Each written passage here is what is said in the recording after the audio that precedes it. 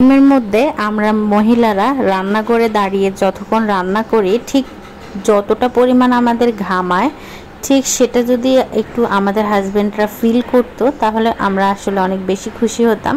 কারণ রান্না তো আমাদের জন্যই, আমরা করতেই হবে। তবে কেউ যদি একটু উৎসাহ দেয় বা কেউ যদি একটু আফসোস করে বা কেউ যদি একটু বলে তোমার অনেক বেশি কষ্ট হয়ে গিয়েছে, সেটা শুনে আমাদের মহিলাদের মনে অনেক বেশি ভালো লাগা কাজ করে।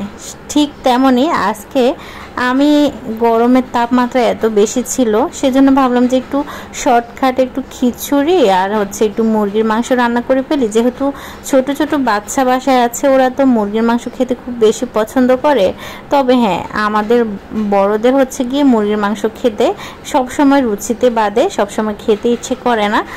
সেই তুলনায় আমরা মুরগির মাংস খেয়ে থাকি বাচ্চাদের জন্য, কারণ বাচ্চাদের জন্য রান্না করতে গেলে নিজেদেরও খাওয়া হয়ে যায়।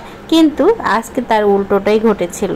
খিচুড়ি রান্না করেছি, সাদা ভাত রান্না করা হয়নি। আমার হাজবেন্ডের খিচুড়ি খেতে ভালো লাগে না। ভাবলাম অনেকদিন পর রান্না করেছি, সে একটু হলেও খাবে। সেজন্য সে কি করলো, মাছ নিয়ে এসেছিল আসার সময়, কাতলা মাছ, তারপর তেলাপিয়া মাছ, আর কি যেন সবজি আইটেম নিয়ে এসেছিল, গাজর, টমেটো, শসা, আলু, এগুলো নিয়ে এসেছিল। এসে বলল যে কি রান্না করেছো? বললাম যে খিচুড়ি রান্না করেছি, সাথে মুরগির মাংস, সালাদ করে দিব। কিন্তু না, তার নাকি এটাতে পোষাবে না। সে কাতলা মাছ এনেছে, কাতলা মাছের মাথা দিয়ে চুপ রান্না করবে। সে সব সময় মাছের মাথা দিয়ে, মুরগির মাংস দিয়ে, গরুর মাংস দিয়ে চুপ রান্না করা, আর সে চুপ খেতে আসলে খুব বেশি মজা হয়। তবে আমি তাকে অনেকটাই বারণ করেছি, কারণ এই গরমের মধ্যে কি দরকার সে রান্নাঘরে গিয়ে এতক্ষণ দাঁড়িয়ে থাকবে, তারপর রান্না করবে। তবে হ্যাঁ, তাকে আমি সালাদ আইটেম যেমন সবজিগুলো কেটে দিয়েছি, তারপর একটু আমি আমাদের খাওয়ার জন্য সালাদ করেছি। যে পরিমাণ ঘামিয়েছি সে এটা দেখে অনেক বেশি ভয় পেয়ে গিয়েছে, এতটা গরম। তারপর ও কি করলো যে না, সে রান্না করবে, যেহেতু মাছটা এখনই নিয়ে এসেছে, এখন খেতে খুব বেশি ভালো লাগবে। তারপর কাতলা মাছের মাথাটা আমি ভালো করে তাকে ধুয়ে দিলাম।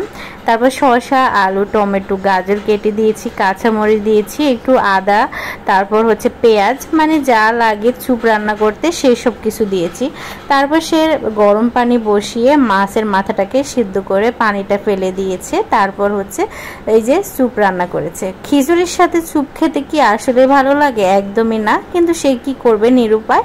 তার রুচিতে এসেছে, তার জিহ্বায় আজকে স্বাদ বুঝে খাওয়া ট্রাই করবে, সে খাবে আজকে স্যুপ, সেজন্য তার জন্য স্যুপ রান্না করতেই হবে। তো সে নিজে করেছে, আর গিয়ে অনুভব করতেছে যে পরিমাণ গরম। তাহলে আসলে তো তার ওয়াইফ বা যে কোনো মহিলাদেরই অনেক বেশি কষ্ট হয়। যাই হোক, আলহামদুলিল্লাহ সে যে একটু অনুভব করেছে সেটাই অনেক বেশি আমি খুশি। তারপরে সে এখন খেতে বসে গিয়েছে রান্না হওয়ার পরে, কারণ গরম গরম না খেলে তো মজাই পাবে না। তারপর আমি ভাবছিলাম যে একটু রান্না করে দিব তার জন্য সাদা ভাত, যেহেতু সে খিচুড়ির সাথে খেলে মজা পাবে না। তারপর সে বললো সবসময় যেহেতু সাদা ভাত দিয়ে খাই, তুমি তো আজকে রান্নাই করনি, যাক আমি একটু রান্না করা চুপ দিয়া খিচুড়ি দিয়েই খেয়ে নিই, কি আর করা, আর রান্না করতে হবে না নতুন করে।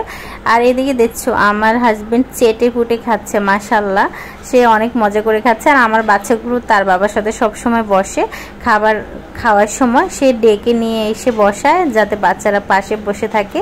তো ওরা এখানে চুপ থেকে বেছে বেছে আলুগুলোই খাচ্ছে, আর কিছুই খাচ্ছে না। আমি বললাম যে তোমরা আলু শেষ করে ফেলতেছো, তোমার বাবা কি খাবে? তো ওর বাবা বললো যে আমি মাছের মাথা নিয়েই আটকে পড়েছি, আর অন্য কিছু খেতে পারবো না। এরকম মাঝে মধ্যেই তোমাদের ভাইয়া করে। যাই হোক, আল্লাহ হাফেজ।